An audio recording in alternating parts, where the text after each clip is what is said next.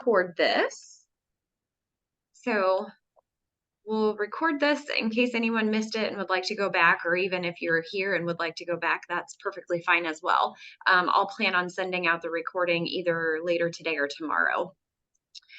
I think like I said, we'll get started. One thing I do ask, if everybody could type your name and what college you're from in the chat, just so that everybody can kind of see who's here and where everybody's coming from. Let's see. And otherwise, I think we will get moving. So this is our August Rural Development Cohort meeting. This is the first, I guess, official group meeting. We met after the learning community in July to kind of talk about just some things that everybody's experiencing and how we wanted to move forward.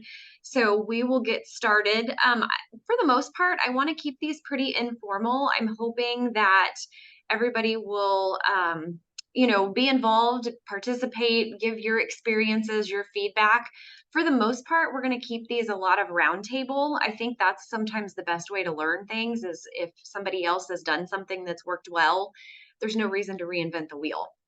So we will mostly do roundtable at these meetings, and we'll talk a little bit more later as far as what to expect in the coming months. But before we get started on the roundtable piece, we do have Bonnie Campbell, and is Crystal on? Yes, I'm here. Okay, I'm sorry, Crystal. I was trying to watch the names and I must have missed it as I was letting people in.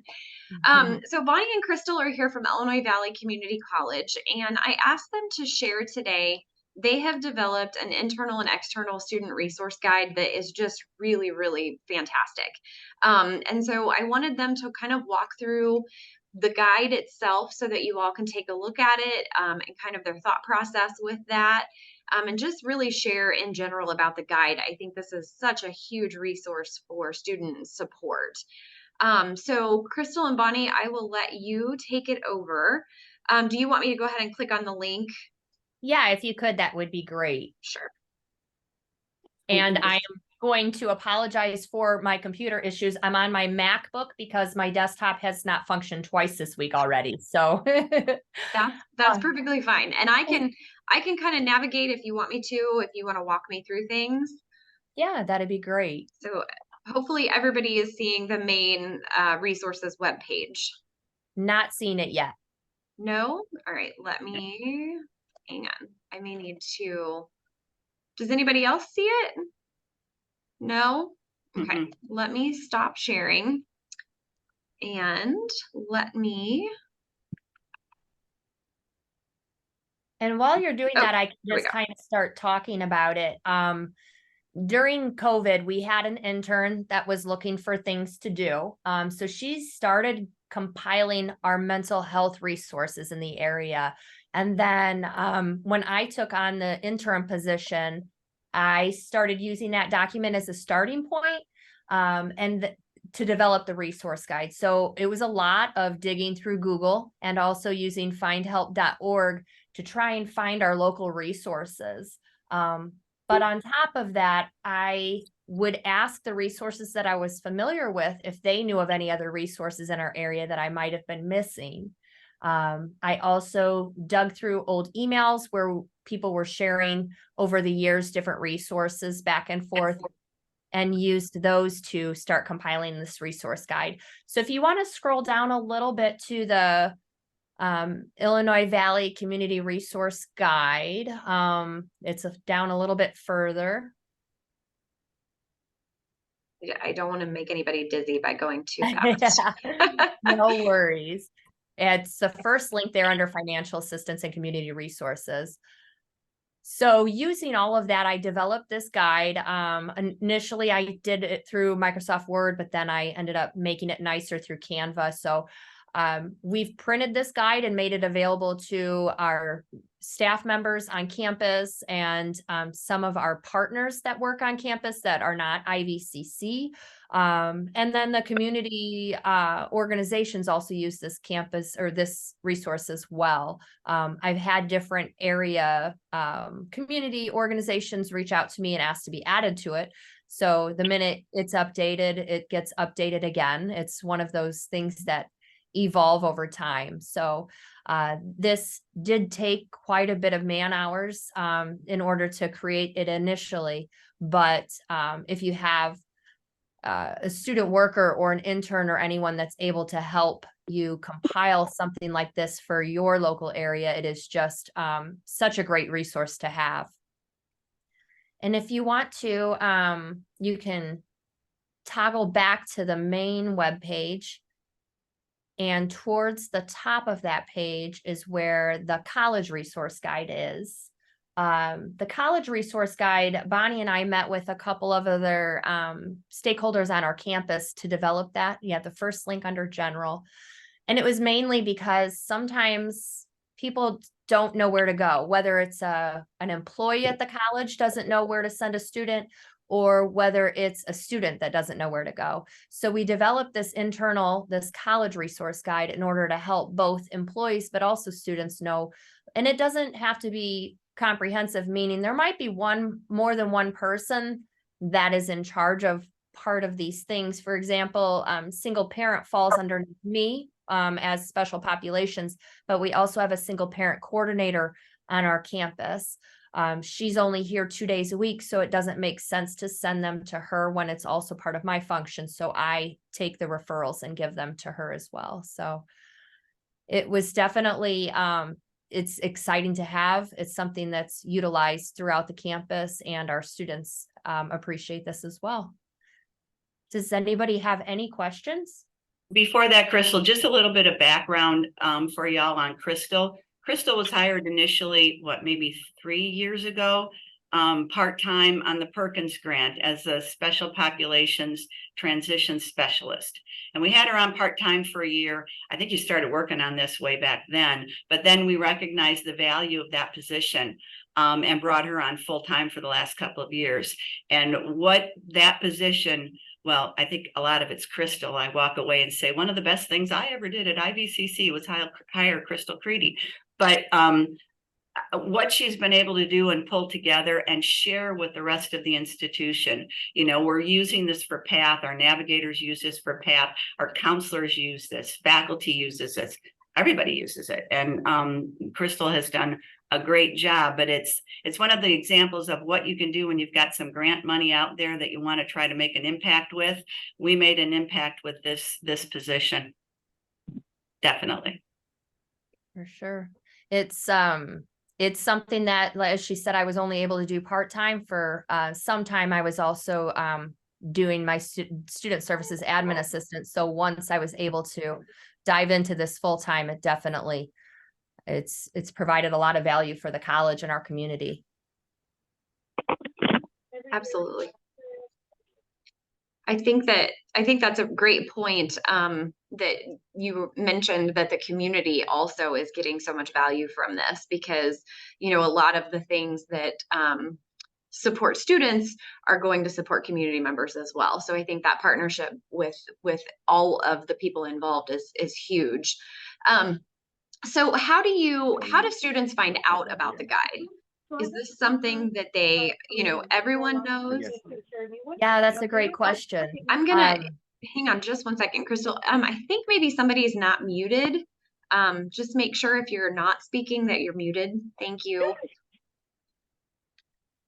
So we actually, for the college resource guide, that's something that we have out during welcome week at the beginning of the semester. So it's something we have out like on a resources table that we promote. But additionally, we promote this through the emails that go out to students, both the college resource guide and the Illinois Valley Community Resource Guide. Okay, perfect. And I'm assuming also probably as like your coaches and things like that, if there are specific resources that come up, I'm sure they probably refer to this again and again.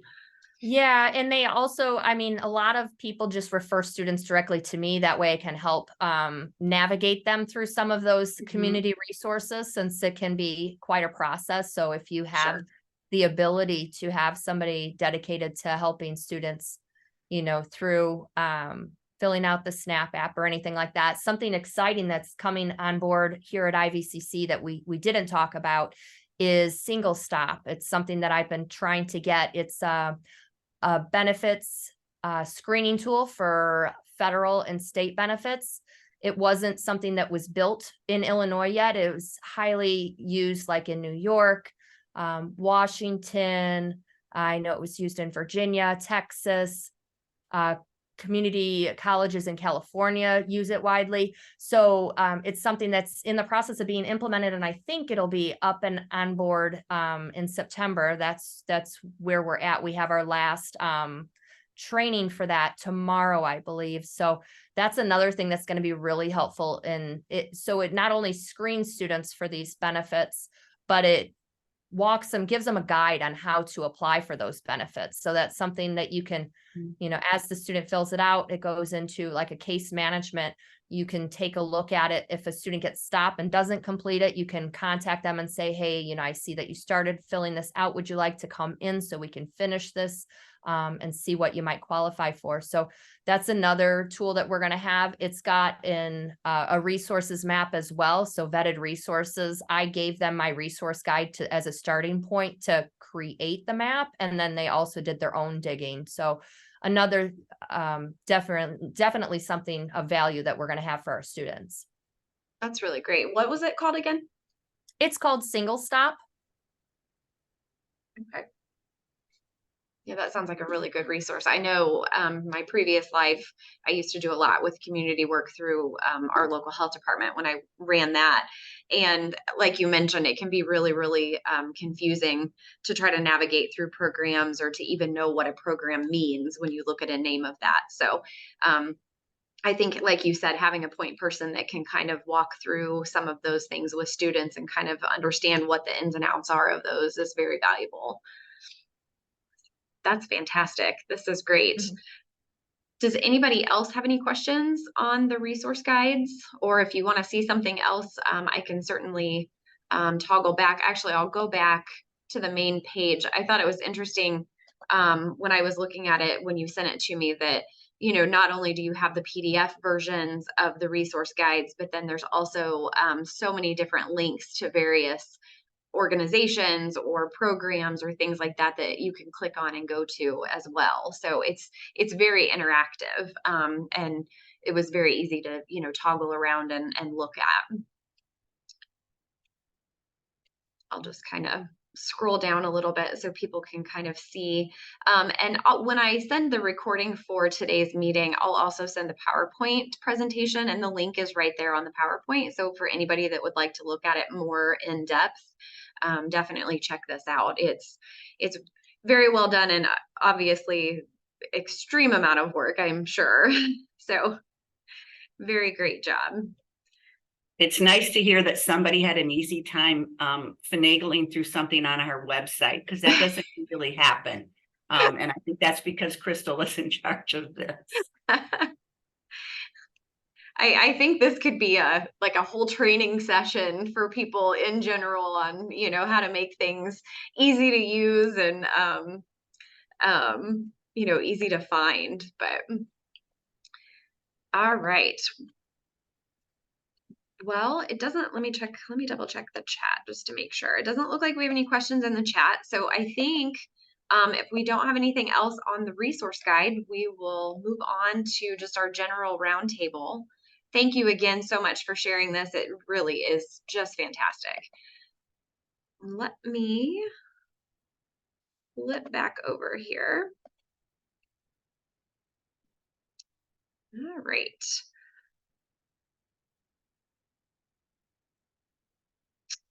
There we go. And also, I know we've had a couple of people jump on since we started. I am recording the meeting today, and I'll send out the link later. But also, if you don't mind, put in the chat what your name is and what college you are from. I think that'll help everybody to kind of see where everyone's from and who's on the call today. And that way you can kind of, if you hear something that someone spoke of and is interesting to you, then maybe you can reach out further to them. So before we met today, we had sent an email out. I don't know, it's probably been a few weeks ago as far as what this meeting was going to be about. And we asked you to start thinking about some questions so that we can look at the topic in general of how we can support students. Everyone knows that, not only is it getting more and more challenging to find students to enroll in our programs, but then to keep them in the program and to help them through the entire program so that they then are successfully completing it. And I think there are so many different conversations that are happening about student success, and a big one is just in general ways that you can support your students to help them through whatever it is that they're facing so that they can continue through the program, and especially where we see a lot of non-traditional students and they are juggling a lot on their plates. And so I think it would be helpful to discuss just ways that people are doing that. You all are so creative, and it amazes me when I read reports and hear of things that you all are doing to try and support students. And so I thought that since we're at the beginning of the year, we just started the new semester, basically a week and a half ago. I think it would be helpful for everyone just to kind of chime in, and we can talk about ways that you support students so that as we go through the semester and the year, maybe something will jump out at you that you can implement and take back to your own college. So the first part of that question that we sent out is, what are some ways that you help the students transition as they begin the start of a new program? Not only are they, potentially navigating college for the first time, they are in a brand new program that they may know nothing about, or very little about, that they're hoping to learn more on. But they also have that trying to learn how to juggle becoming a student, but also still being maybe an employee for somebody, or a mom or a dad, or, some support to someone in their personal life. So what are some ways that you help students transition into the start of a program? And feel free, I think you should be able to unmute yourself. So feel free to jump in if you have something that you would like to share on ways that you kind of help people transition into a new semester.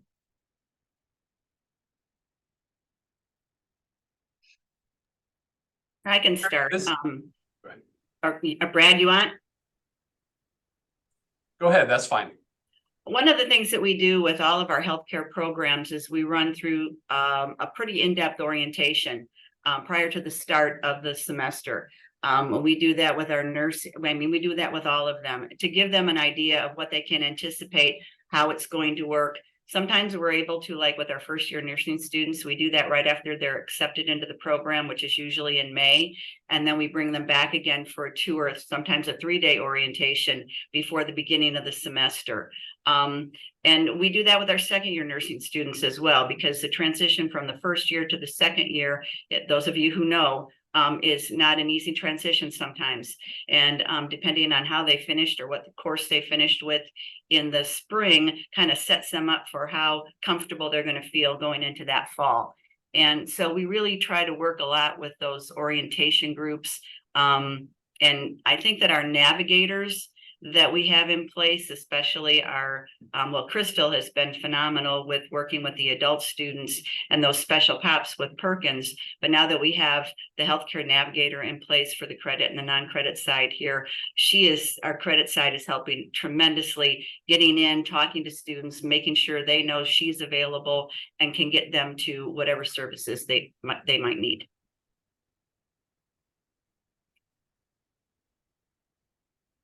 That's great. Thank you, Bonnie. Brad, did you have something that you wanted to add? Well, similarly to what Bonnie was saying, we do have orientations for our healthcare career programs, specifically our nursing programs and our MLT program. And we this year we actually extended our nursing orientation to a 3-day. It had been a 2-day, so we do a 3-day with our first years, and then they join the second years for a 4th day together. So that was kind of on the orientation front. A couple years ago, we were facing some pretty ugly retention numbers. So we implemented a summer online class for first year nursing students. So our student success coaches actually developed the class, and they developed it in a sort of a first year experience style, but it was specific to nursing students. So they take the time within that 4 weeks to introduce them to some of the resources that they'll use, some of the testing banks that they'll be exposed to, so that when the students are starting their program, they're not faced with all of that technology that they may not be familiar with, or, they spend time talking about critical thinking, critical logic. They spend time talking about each person develops the issues or challenges that they see ahead of them. And then the student success coaches work with them to come up with solutions to those challenges before the school year even starts. So on top of that 4-week online program, then one of our 2 student success coaches meets with each nursing student before classes start. And we found that to be very successful the last couple of years. Hey, Brad, I have a question. How do you get them there? You can't mandate it. You can strongly suggest it. And do they come? What we did, well, like I said, it's an online program. So what we do when we send out their acceptance letter, we include that this class will take place it usually starts the first week of July. We just include that in their acceptance letter. And, we don't require it. We don't mandate it. We don't tell them they can't be in the program if they don't do it.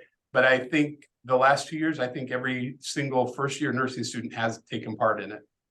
That's wonderful. Now they may not participate the best, but that also becomes an identifier to us.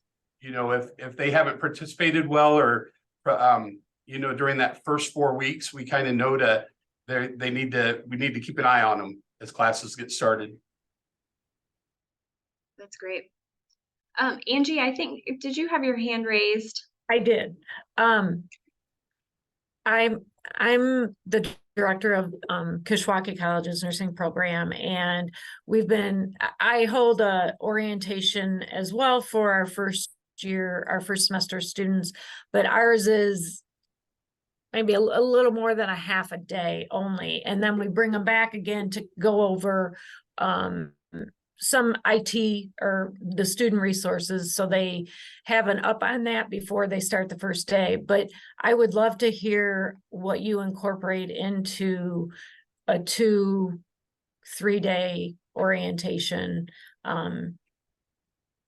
Sometimes how you feel that. I mean, I have tutoring services come, I have our retention specialists talk, I have our first semester lead instructor talk, I bring a couple students in, but so yeah, these were good ideas, especially that 4-week online class to get them prepared. But would love to hear more about that. I think, Brad, you had mentioned, and Angie, maybe this is part of your half day, but Brad, you had mentioned that they kind of go through some of the some examples as far as how the technology is going to work or how the testing is. I don't know, Angie, I don't know whether that's included in your orientation, but I think that would be a huge help because there is so much thrown at students at the beginning, especially if they've not been using technology. I know when I went and got my master's, it was all online. Well, when I went to college the first time, that wasn't a thing. So, that was a learning curve in itself.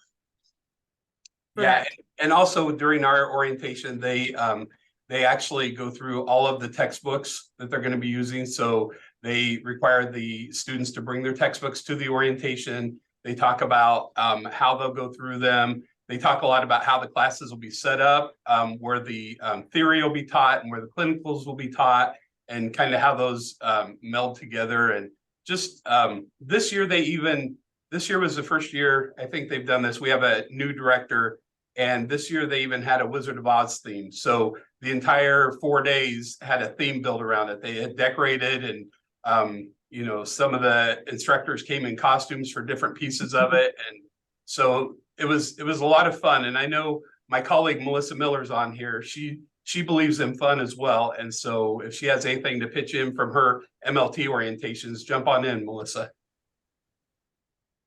Who are the partners? Who are the people that participate besides, I hear your faculty, which I know that sometimes they're available in the summer and sometimes they're not. Mhm. But who else do you include in your orientation? So all of our orientations are kicked off by the president of the college. And this year, one of his big pushes was to tell them the date that they would be graduating, and kind of did some build up around that. So, he just emphasized to them, keep this graduation date in your mind, because that's what we're working towards and that's what will get you to. So that was kind of the theme of his presentation. As the dean of career and workforce education, I spoke to him a little bit on the day that they were all together. So we have the student success coaches, which thankfully with the new program, they're already familiar with them. So, we really want to build that relationship where we have a very good referral system. So when a student gets referred to a student success coach, they already know who they are and may have already talked to them. So they spend some time talking again about their services and maybe even reiterating a lot of what took place in that 4-week class. But other than that, not a whole lot of partners. In the past, we have had publishing reps come to talk about their products, but I think the focus now is just really on getting the students familiar with the technology and the materials. Okay, thank you. Great. So, and this is kind of talked about a little bit moving to the second question, and I think this is probably somewhat covered in the orientation, but how do students how are they able to anticipate what that workload will be? It's scary when you go into a new program and you think, okay, is this going to be something I'm working hours every night on, or am I going to still have free time to spend with my family? How do you kind of help students to understand what those responsibilities are going to be?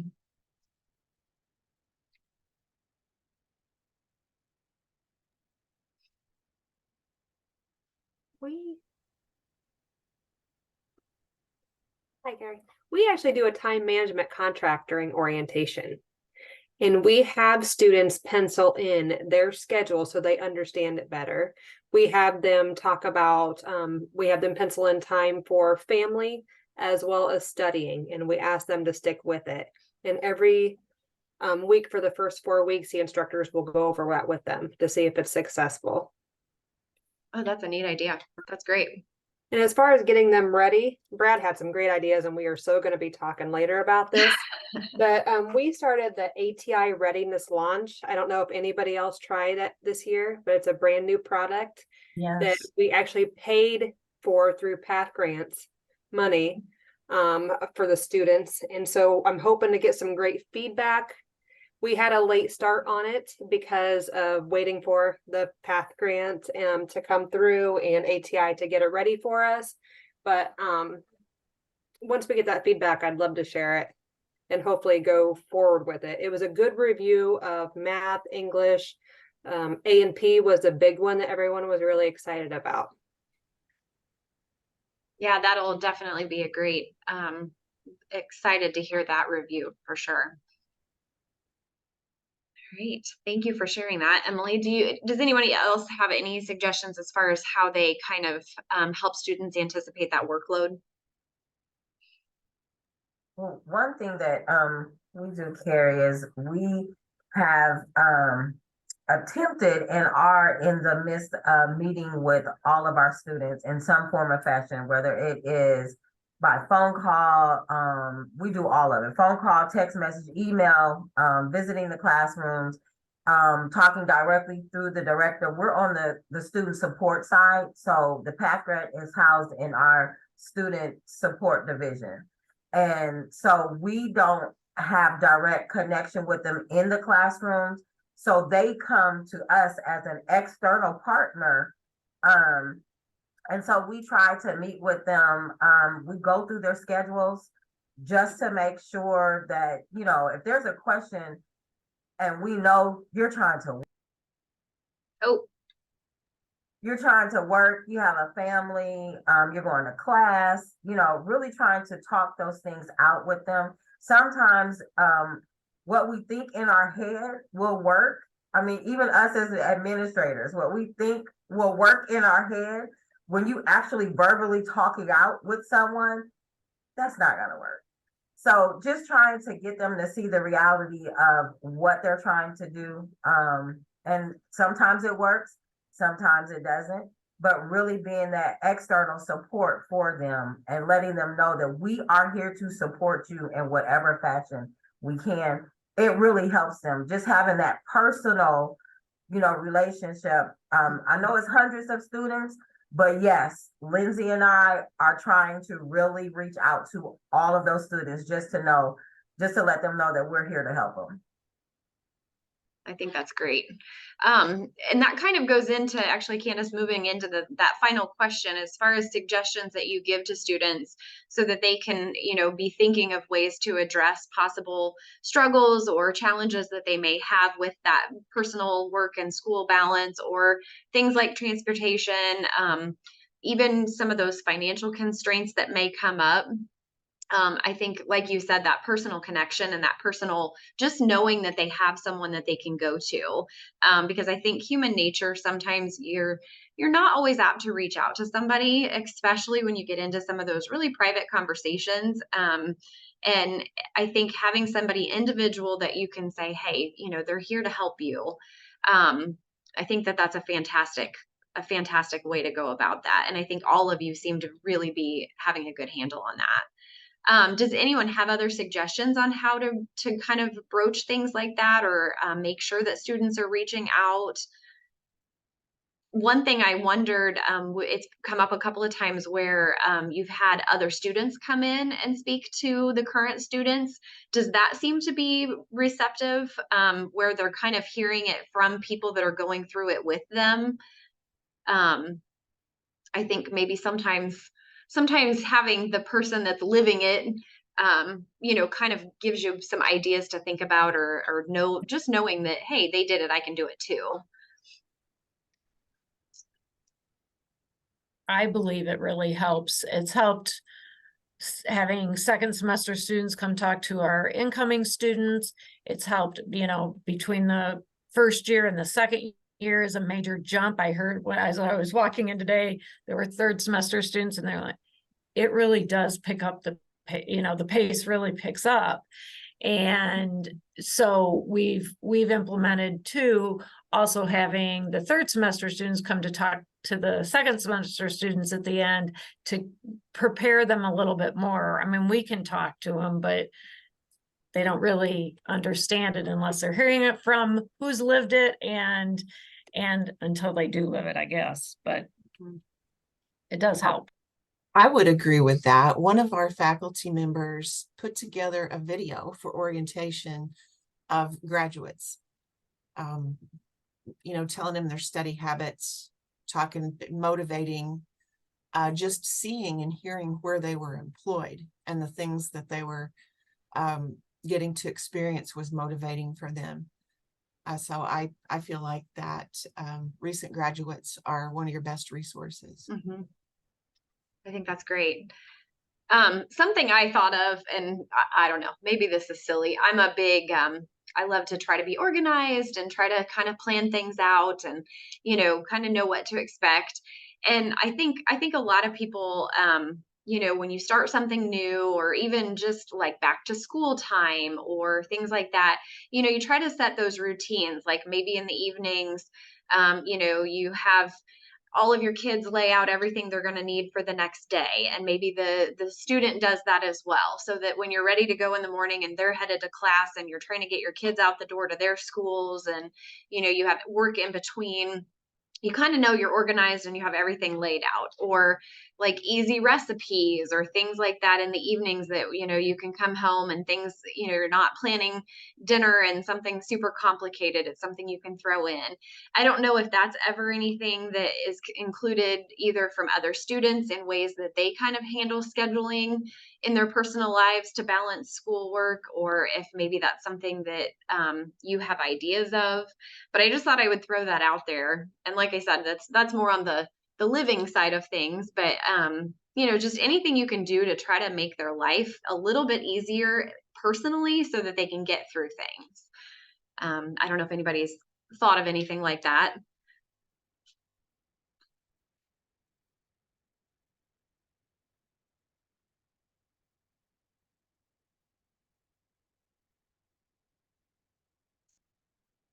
All right.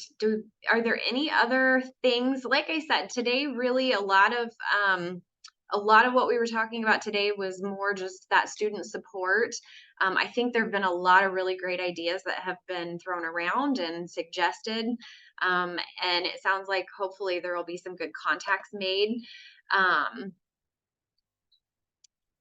It looks like, yeah, definitely personal lives definitely, are a struggle. Because, you don't want to feel like you're missing out on family things either. But we definitely want to get them through so that they can go out in the workforce and start a new career. So I think, let me advance the slides, just to kind of give you a heads up. Like I said, I'm a planner, so I want to try to give you all an idea as far as what to expect over the next several months, because I know you're really busy. So the next rural development cohort meeting I'm planning on September 27th. That is a little bit tentative. The topic that I want to cover, I'm trying to get a speaker to come in to talk about some of the rural healthcare trends that facilities are seeing. So I'm talking to an association to see if maybe I can get someone in. So that date may potentially have to change depending on the speaker's schedule, but hopefully not. So you can pencil that in. And of course, it'll be via Zoom. And then just to kind of give an further outlook, so we're planning on breaking the cohort up into fall and spring semester meetings. We'll have 4 meetings in the fall, 4 meetings in the spring. So we've already, of course, we're doing the August meeting today. The September meeting, as I mentioned, tentatively, we're looking at rural healthcare trends as far as what facilities are seeing. The October meeting is actually going to be held in conjunction with our PATH learning community. So it'll be similar to what we did in July, where we'll have some general information about PATH and things that are coming up or happening. But then we're hoping to incorporate some mental health support for students. This is such a huge topic right now and such a huge challenge for students. So we want to try to bring in some information on that. And then for the November meeting, it'll just be specific to the rural development cohort, and it will be by Zoom. And we're going to focus on clinical site support and development, because I know that can be a challenge as well with working with area organizations or facilities and trying to get that support there.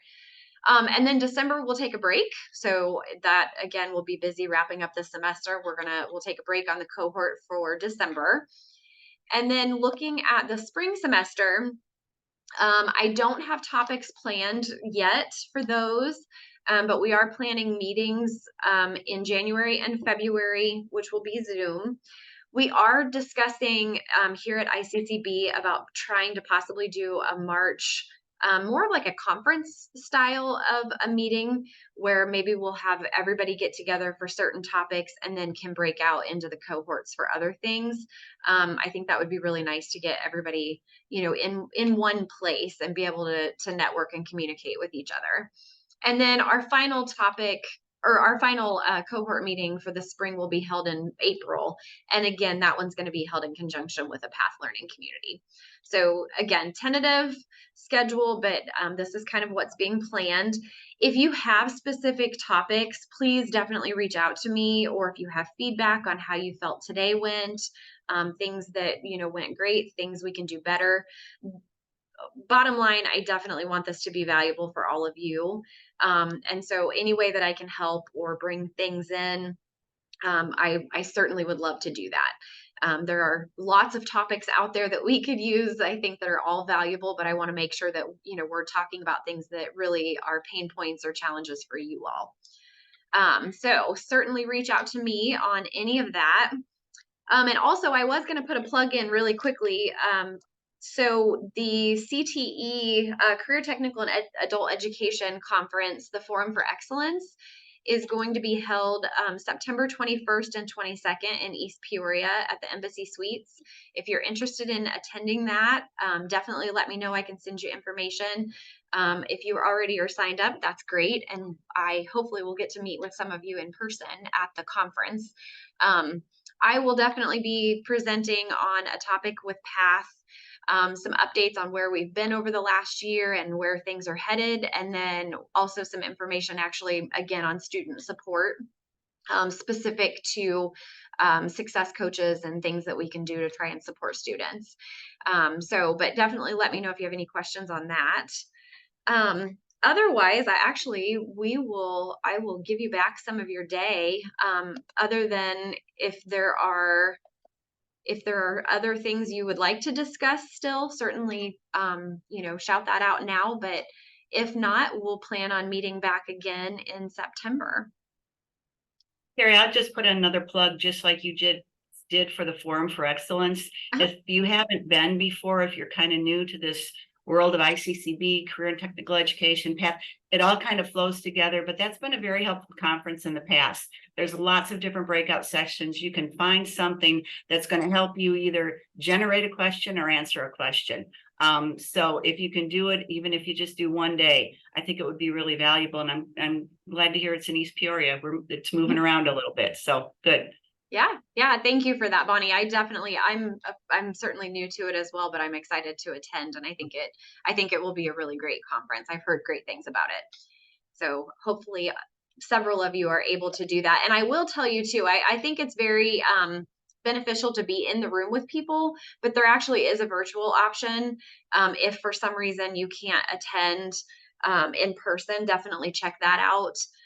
That might be something that would be helpful for you as well. Lisa, oh, perfect. Thank you that was a quick link in the chat. When I send the recording for this out, I'll also send the link to the registration as well, so that you can take a look at that. There's not a lot listed on the agenda yet as far as specific topics, but I've seen some things kind of on the back end, and it looks like there's going to be a lot of variety. So I think it would be really great. Otherwise, if there's anything I can do, please reach out. And I really appreciate your time and your participation and conversation today. I think that there's been some really, really great information. And again, thank you to Bonnie and Crystal for presenting their guide. And the link to that is in the PowerPoint presentation that I'll send out. So please take a look at that and look at maybe implementing that at your colleges if you don't have something similar. So otherwise, I hope you all have a great day, and I will talk to you soon. Thank you. Thank you.